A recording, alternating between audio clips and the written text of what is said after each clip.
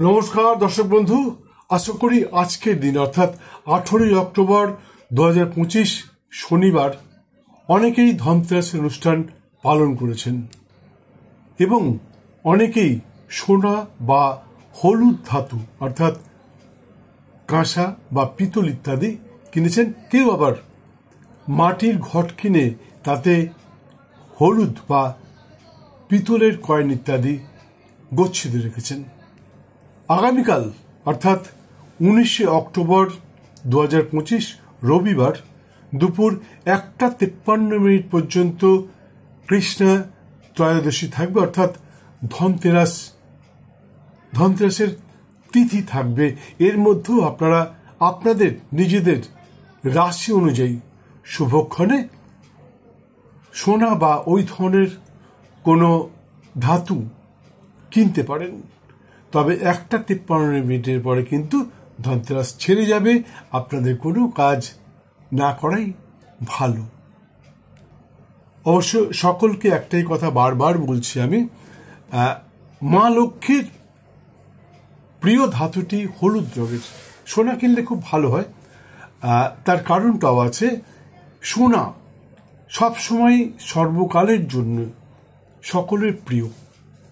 এই সোনা গত 2 বছর আগেও 50-55 হাজার টাকা ভরি ছিল। আজকে এই সোনা 1 লাখ টাকার কাছাকাছি।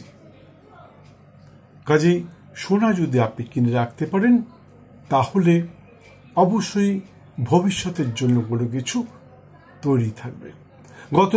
গতকাল আমি এই ধনতেরাস সম্বন্ধেও একটা ভিডিও কয়েকদিন আগে ছেড়েছিলাম, আপনারা নিশ্চয়ই দেখেছেন। তো যাই হোক, যেটা বারবার বলতে চাইছি, এই ত্রয়োদশীর দিন কোনোভাবেই ঝাঁটা ইত্যাদি কিনবেন না।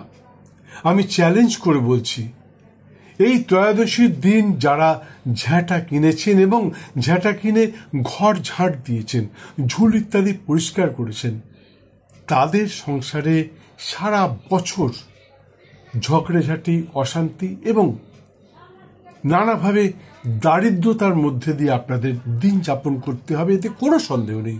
আর সে সঙ্গে আরও একটা কথা বলছি, যারা এই ত্রয়োদশীর দিন ঘরের ঝুল ইত্যাদি ঝাড়েননি, ঝাঁটা কেনেননি, তাদের সংসারে সারা বছর সুখ, শান্তি এবং ধন ঐশ্বর্যে ভরে থাকবেন, এতেও কোনো সন্দেহ নেই। যাই হোক, আশা করি মিলিয়ে নেবেন। সে সঙ্গে আগামীকাল অর্থাৎ 19 অক্টোবর রবিবার ভূত চতুর্দশী পালন করতেও ভুলবেন না। অনেকে ভূত চতুর্দশীকে যমদীপ দানের কথা বলে থাকেন এবং ভূত চতুর্দশীর দিনেই যমদীপ দান করে থাকেন, কিন্তু না বন্ধু, ভূত চতুর্দশী আলাদা এবং যমদীপ দান আলাদা। যমদীপ দান করতে হয় ত্রয়োদশীর সন্ধ্যায়, আর ভূত চতুর্দশী পালন করতে হয় চতুর্দশী মানে কার্তিকী কৃষ্ণাপক্ষের চতুর্দশীর সন্ধ্যায়। কারণ এই দিনে আরেকটা কথা, এই দিনে আপনি যদি 14 প্রদীপ দান করেন 14 পুরুষের উদ্দেশ্যে, তাহলে 14 পুরুষের আশীর্বাদ লাভ করতে পারেন, এটাই কথিত আছে। যাই হোক, এই 14 প্রদীপ দানের বা ভূত চতুর্দশী পালন করবার যে মন্ত্রটা, সে মন্ত্রটা আপনারা জেনে নিন, প্রয়োজনে লিখে নিন, প্রত্যেক বছর আপনাদের কাজে লাগবে। আমি একটু ধীরে ধীরে বলতেছি যাতে আপনারা লিখে নিতে পারেন। নমঃ পিতৃভ্য প্রেতভ্য, নমো ধর্মায় বিষ্ণবে, নমো ধর্মায় রুদ্রায়, কান্তার পতায় নমঃ। এই মন্ত্র 10 বার মনে মনে জপ করে প্রত্যেকটা প্রদীপ আপনার বাড়ির নানা রকম কোণা কাঞ্চিতে রাখবেন। যদি প্রদীপ জ্বালাতে না পারেন, অনেকের পক্ষে সম্ভব হয় না প্রদীপ জ্বালানো, তাহলে আপনারা মোমবাতি জ্বালাবেন। এইভাবে ভূত চতুর্দশী পালন করতে। আরো অনেক রকম নিয়ম আছে, সেগুলো বলতে গেলে ভিডিওটা অনেক বড় হয়ে যাবে, আমি চাইছি না ভিডিওটা বড় করতে। এছাড়া আগামী পরশু অর্থাৎ 20 অক্টোবর 2025 সোমবার তিথি চতুর্দশী থাকবে দুপুর 2:57 পর্যন্ত। অর্থাৎ এই দিনের শুভক্ষণে অর্থাৎ সোমবারের শুভক্ষণে 2:53 আগে প্রথম ভাতে 14 শাক খাওয়া উচিত। অনেকেই 14 শাকের নাম জানেন না, এটাও লিখে নিতে পারেন, আমি ধীরে ধীরে বলছি। এই 14টি শাক যথাক্রমে ওল, কেউ, সরিষা, বেতো, নিম, জয়ন্তী, কালকাসুন্তে, সাঞ্চে, হিলঞ্চ, সৌলভ, পলতা, গুলঞ্চ, ভাটপাতা এবং শুষ্নি শাক। এই 14টি শাক একত্রে রান্না করে বা ভাজা করে আপনি যদি এই কার্তিকী কৃষ্ণপক্ষের চতুর্দশীতে খেতে পারেন, তাহলে শোনা যায় 14 পুরুষের আশীর্বাদ লাভ করবেন। এবং সেই সঙ্গে যম চতুর্দশী পালন অবশ্যই বাঞ্ছনীয়। যম চতুর্দশী বা ভূত চতুর্দশী অনেকে বলে, এটা পালন করবেন আগামীকাল 19 অক্টোবর রবিবার 2025 সন্ধে 5:05 থেকে রাত্রি 6:41 মধ্যে সূর্যপুত্র ধর্মরাজ শ্রী শ্রী যমরাজের পুজো সহ ভূত চতুর্দশী পালন করা অবশ্যই বাঞ্ছনীয়। সেই সঙ্গে উল্কাদি দানও অবশ্যই করবেন, উল্কা দান করতে ভুলবেন না। মন্ত্র হচ্ছে, অর্থাৎ উল্কা দানের মন্ত্র একটু লিখে নিন বা কয়েকবার শুনলেও আপনার হয়তো মনে থাকতে পারে। এটিও ধীরে ধীরে বলছি যাতে আপনারা বুঝতে পারেন। শস্ত্রা শাস্ত্র হতানাঞ্চ ভূতানাং ভূত দর্শয় উজ্জ্বল জ্যোতিষা দহিং ব্রহ্ম হিন্না। আরো একবার বলছি, আপনারা ভালোভাবে একটু জড়িয়ে গেছিল, আপনারা খুব ভালোভাবে শুনুন। শস্ত্রা শস্ত্র হতানাঞ্চ ভূতানাং ভূত দর্শয় উজ্জ্বল জ্যোতিষা দহিং ব্রহ্মহিন্না। এই মন্ত্র জপ করে আপনারা উল্কা গ্রহণ করে, এটা উল্কা গ্রহণের মন্ত্র। এরপরে বলছি উল্কা দানের মন্ত্র। অগ্নি দগ্ধশ্চ যে জীবা যেহ পদধ্য কুলে মম উজ্জ্বল জ্যোতিষা দগ্ধান্তে জান্ত পরমং গতিম। এই মন্ত্র জপ করে উল্কা দান করবেন। এরপর বলছি বিসর্জন মন্ত্র। বিসর্জন মন্ত্র হল যম লোকাং পরিত্যজ্য আগতা যে যমালয়ে উজ্জ্বল জ্যোতিষা বর্তন প্রপ্রসন্ত বজ্রন্ত তে। এই মন্ত্র জপ করে বিসর্জন করবেন। অনেকেই জানতে চেয়েছেন অলক্ষ্মী এবং লক্ষ্মীর পুজো কখন করব, কখন শ্যামা পুজো করব, ইত্যাদি ইত্যাদি। যাই হোক, এরপর অর্থাৎ রাত্রি 6:41 মধ্যে গঙ্গা বা কোনো পবিত্র জলাশয়ের ধারে সর্বপ্রথম অলক্ষ্মীর পুজো করবেন। তাকে পুজো করবার পর, তার আশীর্বাদ নেবার পর আপনি পিছনে না তাকিয়ে বাড়ি ফিরে স্নান সেরে শুভ লক্ষ্মীর পুজো অনুষ্ঠান সম্পন্ন করুন এবং সেই সঙ্গে দীপাবলি অনুষ্ঠান সম্পন্ন করুন। আশা করি বুঝতেই পারছেন। অর্থাৎ আগামী 20 অক্টোবর 2025 সোমবার সন্ধে 6:41 মধ্যে অলক্ষ্মীর পূজা সেরে তারপর পিছনে না তাকিয়ে বাড়ি ফিরে স্নান সেরে শুভ লক্ষ্মীর পুজো অনুষ্ঠান সম্পন্ন করুন। আশা করি অবশ্যই ধনৈশ্বর্যে ভরে উঠবেন। তবে মাথায় রাখবেন, প্রত্যেকটা মানুষের জন্য শুভক্ষণ আলাদা হয়। শুভদিন এক হলেও শুভক্ষণ সকলের জন্য এক হয় না।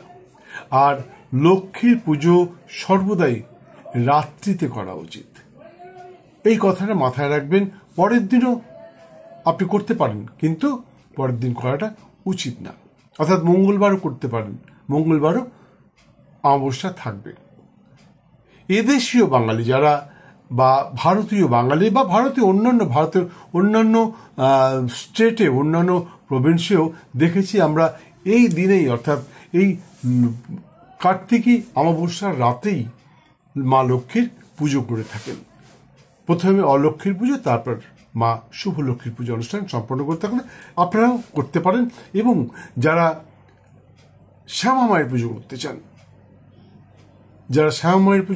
তারাও এই রাত্রেই শ্যামা মায়ের পুজো করতে চান। অবশ্য অনেকে দিনে পুজো করেন, কালী পুজো অনেকে দিনে করেন।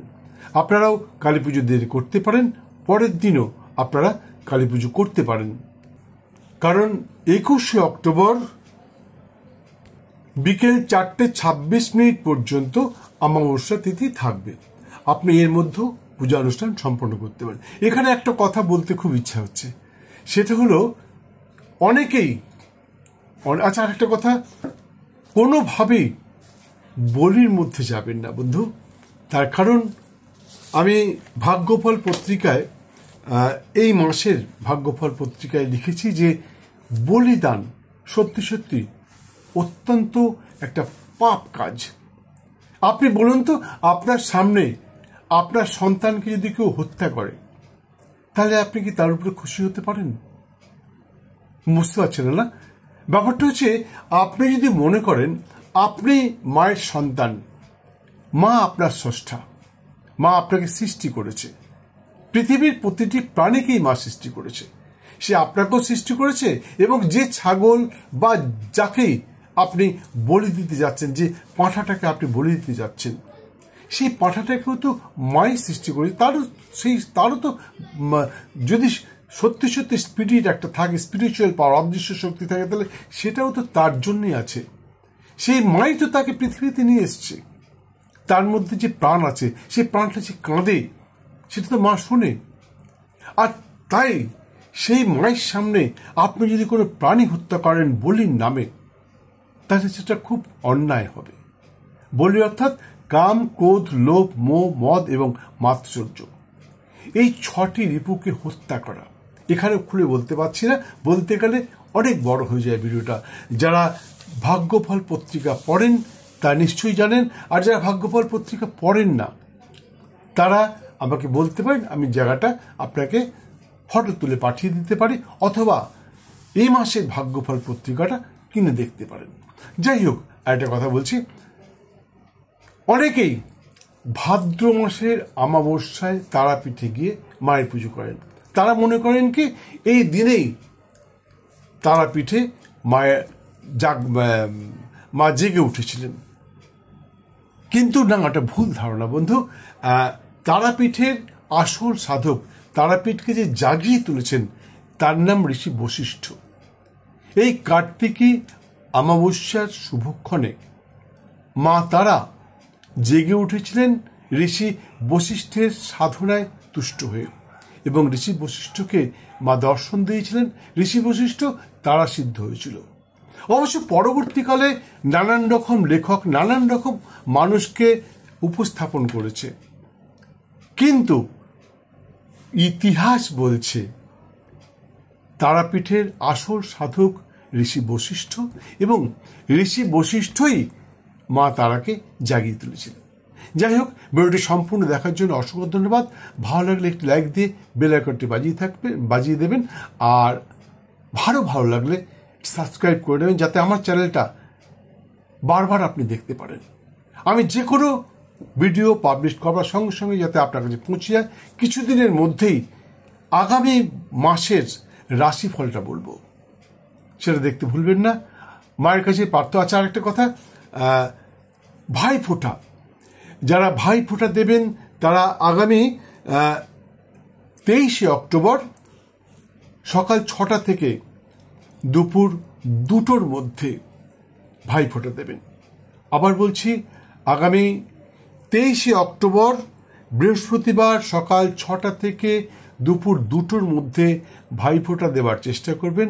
আমি আশা করি আপনাদের ভাই অবশ্যই সুস্থ থাকবে, দীর্ঘায়ু হবে এবং আপনার ভাইয়ের সমস্ত মনস্কামনা পূর্ণ হবে।